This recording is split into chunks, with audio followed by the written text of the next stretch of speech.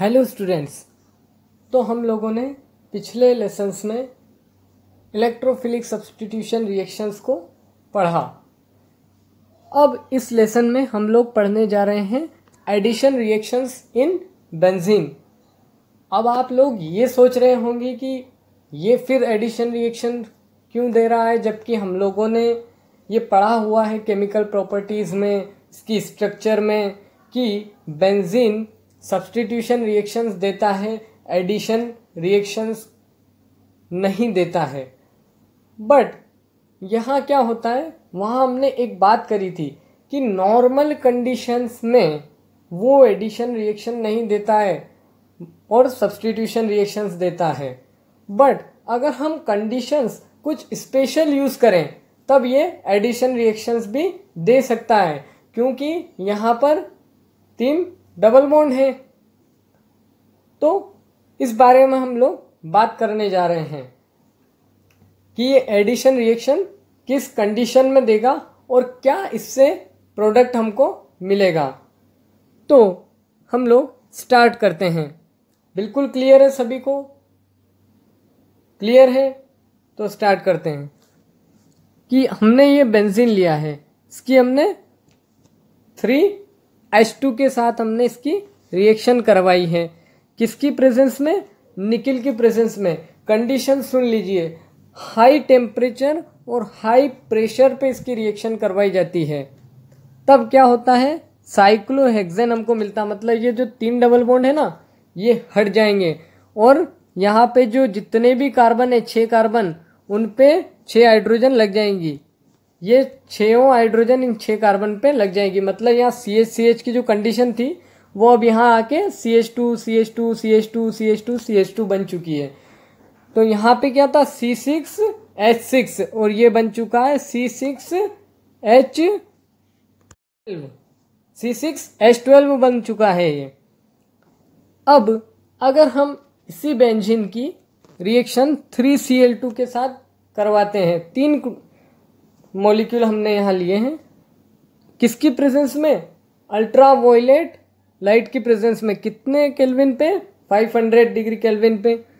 तब क्या होगा कि ये जो डबल बॉन्ड होंगे ये हट जाएंगे और यहाँ पर 6 क्लोरीन एटम जुड़ जाएंगे। 6 कार्बन से 6 क्लोरीन एटम जुड़ जाएंगे, क्योंकि क्या होगा, यहाँ पर जब ये डबल बॉन्ड ब्रेक होगा, एडिशन रिएक्शन में होता क्या है, नॉर्मली जब हम देखते हैं, अल्किन्स में भी पढ़ा है, अल्काइंस में भी पढ़ा है कि डबल बॉन्ड होगा या ट्रिपल बॉन्ड होगा, उसमें एक एक बॉन्ड ब्रेक होता जाएगा और तब कार्बन की जो 2 कार्बन डबल बॉन्ड से अटैच्ड हैं उनकी एक एक वैलेंसी फ्री हो जाएगी और एक एक वैलेंसी फ्री होगी तो वहाँ पे हम एक एक एटम को जोड़ दिया करते थे। वैसा ही यहाँ पर भी देखिए, यहाँ और यहाँ डबल बॉन्ड है, तो अब ये अगर बॉन्ड ब्रेक होगा तो इस कार्बन की एक वैलेंसी फ्री, एक इस कार्बन की वैलेंसी फ्री, तो यहाँ पर क्या हुआ, Cl जुड़ गया। फिर यहाँ पर भी ऐसा ही होगा, एक एक वैलेंसी इसकी फ्री होगी, यहाँ 2 Cl फिर जुड़ जाएंगे। यहाँ पर भी फिर ऐसा ही होगा, फिर यहाँ फिर 2 Cl जुड़ जाएंगे। तो हमको प्रोडक्ट क्या मिला, बेंजीन हेक्साक्लोराइड। ये बहुत एक इम्पॉर्टेंट रिएक्शन है जिसे अधिकतर BHC के नाम से भी पूछा जाता है। BHC का फुल फॉर्म क्या हुआ, बेंजीन हेक्साक्लोराइड, और इसका केमिकल फॉर्मूला अगर हम बात करें तो वो होता है C6H6Cl6। अब देखना, अगली स्लाइड में हम लोग एक और रिएक्शन की बात करने जाएंगे। जो प्रोडक्ट उसमें बनेगा वो इस प्रोडक्ट से आपको कंफ्यूज कर सकता है, तो बिल्कुल कंफ्यूज होने की ज़रूरत नहीं है, क्योंकि जैसे ही मैं उस रिएक्शन की ओर जाऊंगा इस प्रोडक्ट को भी मैं क्लियर कर दूंगा कि आप कैसे डिफ्रेंशिएट करें कि अगर यहाँ पे ये प्रोडक्ट बनाना है या वहाँ पर वो प्रोडक्ट बनाना है।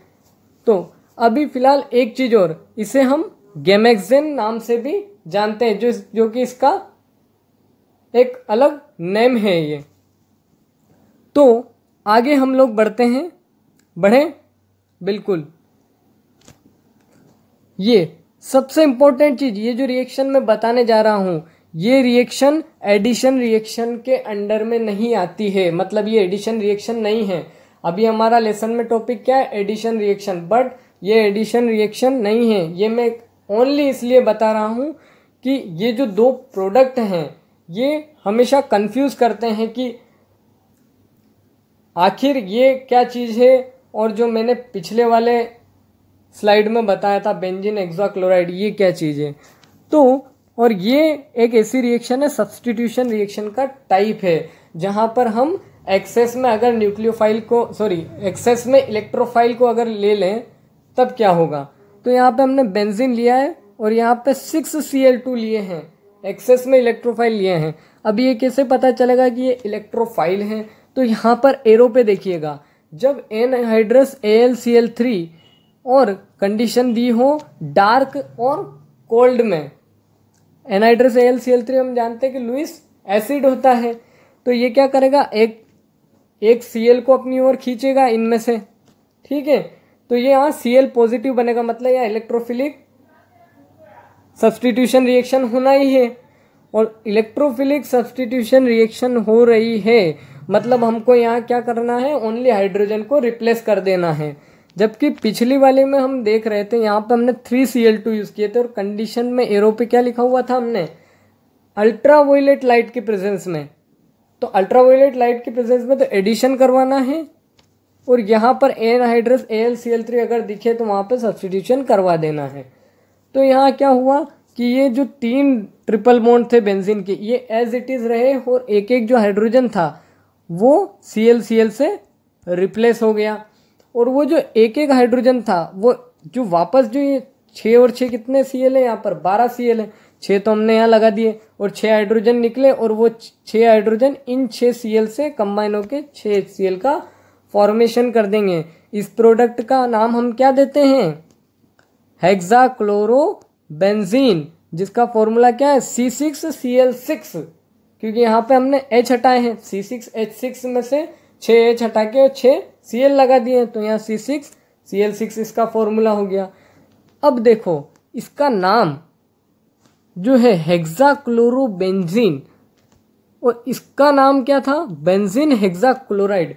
तो एक शॉर्ट ट्रिक हम यहाँ पे बताते हैं जो आपको ये चीज़ रिमेंबर करने में हेल्प करेगा कि इनका नाम क्या होना चाहिए। तो जब भी ये चीज़ पूछा जाए कि एडिशन रिएक्शन, तो हम क्या करेंगे, यहाँ के लिए मैं ट्रिक बता रहा हूँ। जब यहाँ पे एडिशन रिएक्शन की बात अगर आ जाए तो हमको क्या करना है, पेरेंट कंपाउंड का नाम लिख देना है और उससे कितने सब्स्टिट्यूएंट जुड़े हुए हैं उनकी नंबरिंग और उनका नाम वापस से लिख देना। मतलब पेरेंट कंपाउंड यहाँ पे क्या था हमारा, बेंजीन, तो हमने बेंजीन लिख दिया, और कितने Cl जुड़े हुए हैं 6, तो यहाँ हेक्सा लिखा और Cl को हमने क्लोराइड किया, तो बेंजीन हेक्साक्लोराइड।